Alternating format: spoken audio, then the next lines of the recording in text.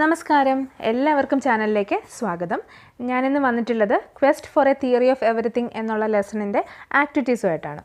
ഇതിൻ്റെ ക്ലാസ് നമ്മൾ already upload ചെയ്തിട്ടുണ്ടായിരുന്നു. അതുപോലെ തന്നെ ഇതിൻ്റെ ക്വസ്റ്റ്യൻ ആൻസേഴ്സും അപ്ലോഡ് ചെയ്തിട്ടുണ്ടായിരുന്നു. കാണാത്തവർ കാണുക. അതുപോലെ ചാനൽ സബ്സ്ക്രൈബ് ചെയ്യാത്തവരുണ്ടെന്ന് വെച്ചാൽ ചാനൽ സബ്സ്ക്രൈബ് ചെയ്യുക, നിങ്ങളുടെ ഫ്രണ്ട്സിനൊക്കെ ഷെയർ ചെയ്ത് കൊടുക്കുക കേട്ടോ. അപ്പോൾ നമുക്ക് ഇന്നത്തെ ഈ ഒരു സെഷനിലേക്ക് കടക്കാം.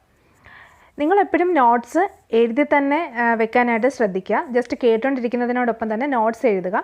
നോട്ട്സ് എഴുതുമ്പോൾ നിങ്ങളുടേതായ എന്തെങ്കിലുമൊക്കെ ആഡ് ചെയ്യാൻ പറ്റുന്നുണ്ടെങ്കിൽ ആഡ് ചെയ്യുക. അതാണ് നമ്മുടെ നോട്ട്സിനെ ഏറ്റവും വെറൈറ്റി ആക്കി മാറ്റുന്നത്. നിങ്ങളുടേതായ കോൺട്രിബ്യൂഷനും കൂടി ഉള്ളപ്പോൾ പേപ്പർ നോക്കുന്ന ആൾക്ക് പേപ്പർ നോക്കുമ്പോൾ അവർക്ക് തന്നെ ഫീൽ ചെയ്യും. കാരണം നിങ്ങൾ ടെക്സ്റ്റ് വായിച്ചിട്ടുള്ളൊരു കുട്ടിയാണ് എന്നുള്ളതും നിങ്ങൾ നന്നായിട്ട് പഠിക്കുന്നൊരു കുട്ടിയാണെന്നുള്ളതും പേപ്പർ നോക്കുന്നവർക്ക് ഫീൽ ചെയ്യും. അപ്പോൾ നിങ്ങളുടേതായ കുറച്ച് കോൺട്രിബ്യൂഷൻസും കൂടി ആൻസേഴ്സിൽ ഉൾപ്പെടുത്തി നിങ്ങളുടേതായ രീതിയിൽ നോട്ട്സ് ഒന്ന് റീകൺസ്ട്രക്റ്റ് ചെയ്യാനായിട്ടും കൂടി ശ്രദ്ധിക്കുക കേട്ടോ. ഞാൻ കഴിഞ്ഞ വീഡിയോസിലൊക്കെ പറഞ്ഞിട്ടുള്ളതാണ്. അപ്പോൾ എൻ്റെ വീഡിയോ ആദ്യമായിട്ട് കാണുന്നവരുണ്ടെന്ന് വെച്ചാൽ അവർക്ക് വേണ്ടിയിട്ടാണ് ഇപ്പം റിപ്പീറ്റ് ചെയ്തത്. So activity 1, writing. Attempt an assessment of the personality of Hawking in a short paragraph. So ഒരു ഷോർട്ട് പാരഗ്രാഫിൽ ഹോക്കിങ്ങിൻ്റെ പേഴ്സണാലിറ്റി ഒന്ന് അസസ് ചെയ്ത് എഴുതാൻ വേണ്ടിയിട്ടാണ് ആദ്യത്തെ ആക്ടിവിറ്റി ആയിട്ട് തന്നിരിക്കുന്നത്. സോ നമ്മൾ തന്നിട്ടുള്ള ക്വസ്റ്റ്യൻ ആൻസേഴ്സ് ഒക്കെ തന്നെ അതിൽ നിന്ന് മീനിങ് ഫുൾ ആയിട്ടുള്ള കുറച്ച് സെൻറ്റൻസുകൾ എക്സ്ട്രാക്ട് ചെയ്താൽ തന്നെ നിങ്ങൾക്ക് ഇങ്ങനെ ഒരു ക്വസ്റ്റ്യന് ആൻസർ എഴുതാനായിട്ട് സാധിക്കും. ഞാനിപ്പോൾ ചെയ്തിരിക്കുന്നതും അതുതന്നെയാണ്. നിങ്ങൾക്ക് തന്നിട്ടുള്ള ക്വസ്റ്റ്യൻ ആൻസേഴ്സിൽ നിന്ന് ഇമ്പോർട്ടൻ്റ് ആയിട്ടുള്ള പോയിൻറ്റ്സ് എടുത്ത് ഷോർട്ട് പാരഗ്രാഫ് എഴുതിയേക്കാണ്. അതിനോടൊപ്പം തന്നെ മറ്റ് ചില കാര്യങ്ങളും കൂടി ആഡ് ചെയ്തിട്ടുണ്ട്. ഒരു കോട്ട് ആഡ് ചെയ്തിട്ടുണ്ട് സ്റ്റീഫൻ ഹോക്കിങ്ങിൻ്റെ. അതുപോലെ തന്നെ അദ്ദേഹത്തെ പറ്റിയിട്ടുള്ള മറ്റ് ചില ഇൻഫർമേഷൻസും കൂടി ആഡ് ചെയ്ത് അതൊരു പാരഗ്രാഫാക്കി മാറ്റിയിരിക്കുകയാണ്. നമുക്ക് നോക്കാം എങ്ങനെയാണ് ഇതിന് ആൻസർ എഴുതുക എന്ന്. ഈ ഒരു പാരഗ്രാഫ് ക്വസ്റ്റ്യൻ ഞാൻ കുറച്ച് ലെങ്തി ആയിട്ടാണ് എഴുതിയിരിക്കുന്നത്. ഇൻ കേസ് നിങ്ങൾക്ക് കുറച്ചുകൂടി ഒരു എസ്സേ ആയിട്ടൊക്കെ ചോദിക്കുകയാണെന്നുണ്ടെങ്കിൽ, അല്ലെങ്കിൽ എന്തെങ്കിലും ഒരു സ്പീച്ചിനോ ഒക്കെ ചോദിക്കുകയാണെന്നുണ്ടെങ്കിൽ വേണമെങ്കിൽ നിങ്ങൾക്ക് ഇതൊക്കെ ഇടയ്ക്ക് ആഡ് ചെയ്യാമല്ലോ എന്ന് കരുതിയിട്ടാണ് ഇത്രയും ലെങ്തി ആയിട്ട് ഞാൻ എഴുതിയിരിക്കുന്നത്. ഞാൻ കുറേ ഭാഗം മെറൂണിൽ ഇങ്ങനെ അടയാളപ്പെടുത്തിയിട്ടുണ്ട്. അതെന്തിനാണെന്ന് വെച്ചാൽ ഇൻ കേസ് നിങ്ങൾക്ക് ഒരു ഷോർട്ട് പാരഗ്രാഫിൽ, വെരി ഷോർട്ട് പാരഗ്രാഫിൽ എഴുതണമെന്നുണ്ടെങ്കിൽ ഈ മെറൂണിൽ ടൈപ്പ് ചെയ്തിട്ടുള്ള ആ പോയിൻറ്റ്സ് എല്ലാം കൂടി ചേർത്ത് കഴിഞ്ഞാൽ ഒരു ഷോർട്ട് പാരഗ്രാഫ് കിട്ടും. ഇനി അതല്ല നിങ്ങൾക്ക് ഇനി എസ്സേ ആയിട്ടാണ് എഴുതേണ്ടതെന്നുണ്ടെങ്കിൽ ഇത് മുഴുവനായിട്ട് എഴുതിയാലും മതി. ഓക്കെ, അപ്പം അങ്ങനെ 2 പർപ്പസും കൂടി സെർവ് ചെയ്യാൻ വേണ്ടിയിട്ടാണ് കുറച്ച് ഭാഗങ്ങൾ മാത്രം ഞാൻ മെറൂണിൽ ടൈപ്പ് ചെയ്തേക്കുന്നത്. ഓക്കെ, ഇപ്പോൾ ക്ലിയർ ആയെന്ന് വിചാരിക്കുന്നു. സോ നമുക്ക് നോക്കാം. Well known theoretical physicist Stephen William Hawking is a genius who gained nick name as second Einstein. So ഒരു തിയററ്റിക്കൽ ഫിസിസ്റ്റ് ആയിട്ടുള്ള സ്റ്റീഫൻ വില്യം ഹോക്കിംഗ്, അദ്ദേഹം ഒരു ജീനിയസ് ആയിരുന്നു. അദ്ദേഹത്തിൻ്റെ നിക് നെയിം ഉണ്ടായിരുന്നു second Einstein. He struggled with the strange disease for almost 3/4 of his life. So ജീവിതത്തിൻ്റെ almost അദ്ദേഹം 3/4 of ലൈഫിലും അദ്ദേഹം ഫേസ് ചെയ്തത് ഒരു സ്ട്രേഞ്ച് ഡിസീസ് ആയിരുന്നു. ജീവിതത്തിൽ വളരെ കുറച്ച് ഭാഗം മാത്രമേ ഉള്ളായിരുന്നു അദ്ദേഹം നോർമൽ ഒരു ജീവിതം നയിച്ചിരുന്നത്. Young Stephen was no prodigy and he was just an ordinary English schoolboy, slow in learning to read, his handwriting the despair of his teachers. So young Stephen, he was not so brilliant, he was just an ordinary schoolboy. നമ്മൾ already പറഞ്ഞിട്ടുള്ള കാര്യമാണ്. അദ്ദേഹം ഒരു ordinary school boy ആയിരുന്നു. വായിക്കാൻ വളരെ slow ആയിട്ടുള്ള, hand റൈറ്റിങ്ങിൽ ഒട്ടും കേമനല്ലാത്ത രീതിയിലുള്ളൊരു ബോയ് ആയിരുന്നു. But from his younger days onwards he was thinking seriously of becoming A scientist. At the age of 17, Hawking went to Oxford to study natural science and to specialize in physics. അപ്പോൾ കുട്ടിക്കാലം മുതൽ തന്നെ scientist ആവണം എന്നുള്ള ആഗ്രഹമായിരുന്നു അദ്ദേഹത്തിൻ്റെ മനസ്സിൽ. അതുപോലെ 7ാമത്തെ വയസ്സിൽ അദ്ദേഹം ഓക്സ്ഫോർഡിൽ പോയി. ഓക്സ്ഫോർഡിൽ ചെന്നിട്ട് അദ്ദേഹം നാച്ചുറൽ സയൻസ് പഠിച്ചു and to specialise in physics. അതിനുശേഷം ഫിസിക്സിൽ സ്പെഷ്യലൈസ് ചെയ്തു. At first Hawking was lonely and bored. അദ്ദേഹത്തിൻ്റെ ഓക്സ്ഫോർഡിലുള്ള ആദ്യത്തെ ടൈമുകളിൽ അദ്ദേഹം വളരെ ലോൺലിയും ബോർഡും ആയിരുന്നു. And he was not inspired to relieve his boredom by exerting himself academically. അത് മാത്രമല്ല അദ്ദേഹത്തിൻ്റെ ആ ഒരു ബോർഡം അദ്ദേഹത്തിനൊന്ന് ഓവർകം ചെയ്യാനായിട്ട് ഒന്നും അന്ന് സാധിച്ചിരുന്നില്ല എന്നാണ് പറയുന്നത്. But halfway through his second year, he began enjoying Oxford. He became popular and well accepted among his peers.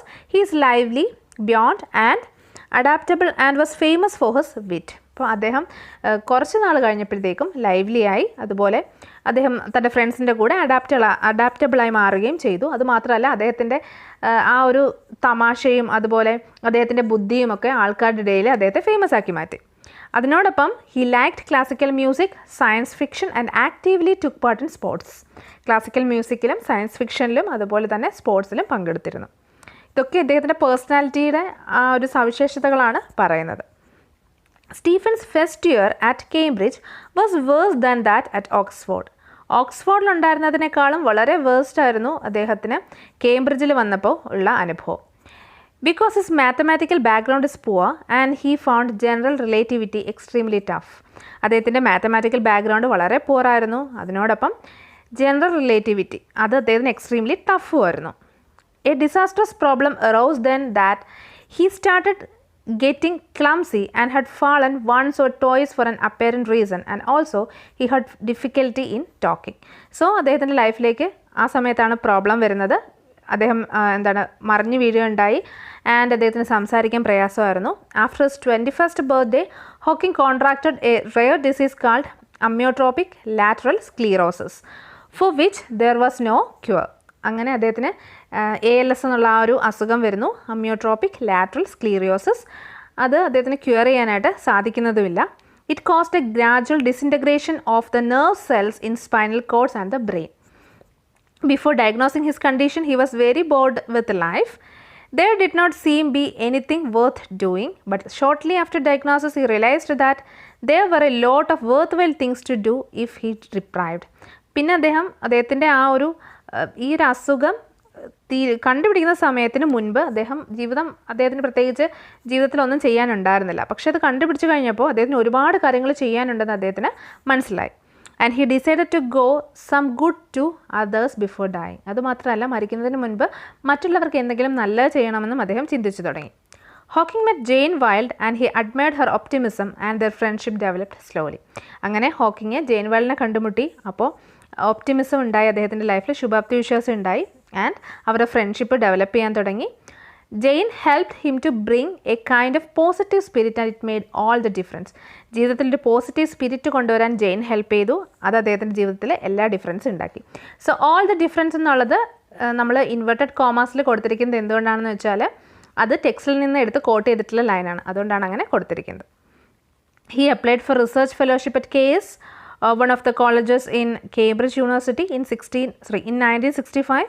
At the age of 23, Hawking received his fellowship at KS, and in July of the same year, Jane and they were married. അപ്പോൾ ആ ഒരു ഈ അദ്ദേഹത്തിൻ്റെ 23-ാമത്തെ വയസ്സിൽ അദ്ദേഹത്തിന് fellowship കിട്ടി. ആ വർഷം തന്നെ അവർ കല്യാണം കഴിക്കുകയും ചെയ്തു. More difficulties happened in his life. He had a tracheotomy operation. After the tracheotomy operation, Hawking could no longer breathe through his mouth and nose, but only through a permanent opening made in his throat. അപ്പോൾ ആ ഒരു ഓപ്പറേഷന് ശേഷം അദ്ദേഹത്തിന് breath ചെയ്യാനായിട്ട് സാധിക്കുന്നുണ്ടായിരുന്നില്ല, പ്രത്യേകിച്ചും മൗത്തിലൂടെയും നോസിലൂടെയും. Throttle ഒരു permanent opening ഉണ്ടായിരുന്നു, അതിലൂടെയാണ് അദ്ദേഹം ബ്രീത്ത് ചെയ്തുകൊണ്ടിരുന്നത്. Many weeks after this too, he was still too weak and ill to continue his research. ഇത് കഴിഞ്ഞ് ഒരുപാട് ആഴ്ചകൾ കഴിഞ്ഞിട്ടും അദ്ദേഹം റിസർച്ച് ചെയ്യാനാവാത്ത വിധം അത്രയും അദ്ദേഹം വീക്കായിരുന്നു. ഈ ഒരു എക്സ്പീരിയൻസസ് ഒക്കെ നമ്മൾ ലെസണിൽ പറഞ്ഞിട്ടുണ്ടായിരുന്നു, ലെസൺ വായിച്ചവർക്ക് അറിയാൻ സാധിക്കും. But these problems could not affect his determination. പക്ഷേ ഇത്രയൊക്കെ പ്രശ്നങ്ങളുണ്ടായിട്ടും അദ്ദേഹത്തിൻ്റെ ഡിറ്റർമിനേഷനെ അത് ബാധിച്ചില്ല. അപ്പം നിങ്ങൾ ഇങ്ങനെയുള്ള കുറച്ച് പോയിൻറ്റ്സുകൾ മനസ്സിലോർത്ത് വെച്ചേക്കുക. ഓക്കെ, അപ്പോൾ ഇൻ കേസ് നിങ്ങൾക്ക് ഒരു ഡിറ്റർമിനേഷൻ റിലേറ്റഡ് ആയിട്ടുള്ള അല്ലെങ്കിൽ സക്സസ് റിലേറ്റഡ് ആയിട്ടുള്ളൊരു എസ്സേ എഴുതാനായിട്ട് അല്ലെങ്കിൽ ഒരു സ്പീച്ച് നടത്താനായിട്ടൊക്കെ ചോദിക്കുകയാണെങ്കിൽ ഇങ്ങനെയുള്ള കുറച്ച് പോയിൻറ്റ്സ്, ഈ ഒരു ടെക്സ്റ്റിൽ നിന്നുള്ള കുറച്ച് പോയിൻറ്റ്സൊക്കെ നിങ്ങൾക്ക് അവിടെ കോട്ട് ചെയ്ത് കഴിഞ്ഞാൽ, അത്രയും ഡിറ്റർമിനേഷനുള്ളൊരു വ്യക്തിയായിരുന്നു ഹോക്കിങ്സ്, അങ്ങനെയുള്ള പോയിൻറ്റ്സ് കോട്ട് ചെയ്ത് കഴിഞ്ഞാൽ നിങ്ങൾക്ക് നല്ല മാർക്സ് കിട്ടും. സോ അങ്ങനെയുള്ള കുറച്ച് ടിപ്സൊക്കെ നിങ്ങൾ ഓർത്ത് വെച്ചേക്കുക. With the help of equalizer, which is developed by a computer expert in California, Walt Wolters, Hawking selected words from the screen and continued his research, and he proved that he is a great scientist and an extraordinary man. അപ്പോൾ ഈക്വലൈസറിൻ്റെ ഹെൽപ്പോടുകൂടി അദ്ദേഹം words സ്ക്രീനിൽ നിന്ന് select ചെയ്ത് അദ്ദേഹത്തിൻ്റെ research continue ചെയ്തു, and അദ്ദേഹം ഒരു great സയൻറ്റിസ്റ്റാണ്, ഒരു എക്സ്ട്രാ ഓർഡിനറി മാൻ ആണെന്ന് പ്രൂവ് ചെയ്യുകയും ചെയ്തു. He published his book, A Brief History of Time, which was considered as a milestone in his life. അതുപോലെ അദ്ദേഹം A brief history of time എന്നുള്ള ബുക്ക് പബ്ലിഷ് ചെയ്തു. അത് അദ്ദേഹത്തിൻ്റെ ജീവിതത്തിലെ ഒരു മൈൽ സ്റ്റോൺ ആയിരുന്നു. Through this book, he exhibited his knowledge of the universe, and it helped people, especially common people, to understand more about universe. So, അദ്ദേഹത്തിൻ്റെ ബുക്കിലൂടെ അദ്ദേഹം യൂണിവേഴ്സിനെ പറ്റിയിട്ടുള്ള നോളജ് എക്സിബിറ്റ് ചെയ്തു. അതിനോടൊപ്പം കോമൺ പീപ്പിളിനെ യൂണിവേഴ്സിനെ പറ്റി കൂടുതൽ മനസ്സിലാക്കുവാനായിട്ട് ഹെൽപ്പ് ചെയ്യുകയും ചെയ്തു. And it help people, especially common people, to understand more about universe.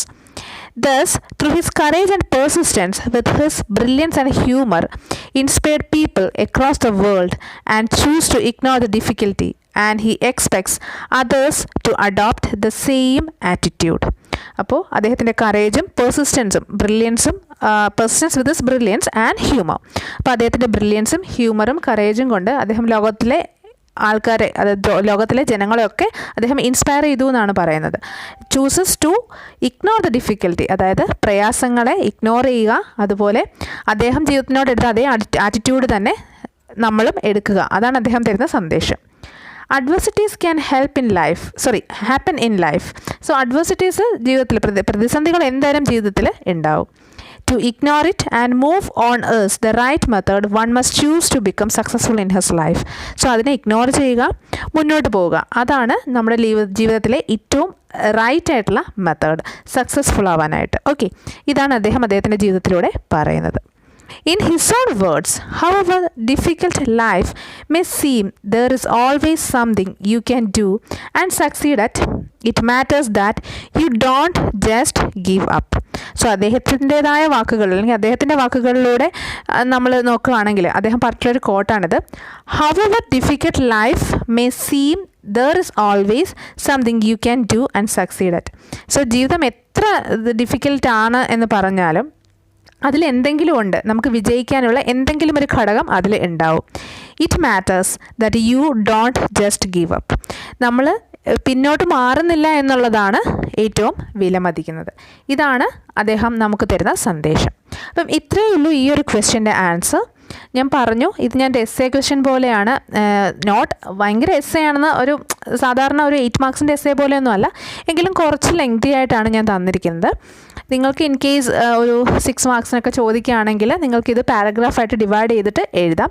അതല്ല നിങ്ങൾക്ക് ഒരു വെരി ഷോർട്ട് ആയിട്ടാണ് എഴുതാൻ ചോദിക്കുന്നതെങ്കിൽ ഇതിൽ നിന്ന് ഇമ്പോർട്ടൻ്റ് ആയിട്ടുള്ള പോയിൻറ്റ്സ് എടുത്ത് നിങ്ങളുടേതായ പോയിൻറ്റ്സും കൂടി ആഡ് ചെയ്ത് എഴുതാനായിട്ട് ശ്രദ്ധിക്കുക. അപ്പോൾ നിങ്ങൾക്ക് ഈ വീഡിയോ കൊണ്ട് ഉപകാരമുണ്ടായി എന്ന് വിചാരിക്കുന്നു. നമുക്ക് ബാക്കി ആക്ടിവിറ്റീസ് അടുത്ത വീഡിയോയിൽ നോക്കാം. സോ നിങ്ങൾക്ക് വീഡിയോ ഇഷ്ടപ്പെട്ടിട്ടുണ്ടെങ്കിൽ, ഈ നോട്ട് നിങ്ങൾക്ക് ഉപകാരപ്പെട്ടിട്ടുണ്ടെങ്കിൽ തീർച്ചയായിട്ടും നിങ്ങൾ ചാനൽ സബ്സ്ക്രൈബ് ചെയ്യണം, നിങ്ങളുടെ ഫ്രണ്ട്സിനൊക്കെ ഷെയർ ചെയ്ത് കൊടുക്കണം. അപ്പം അടുത്ത വീഡിയോ ആയിട്ട് നമുക്ക് ഉടനെ തന്നെ കാണാം. Happy learning and thank you.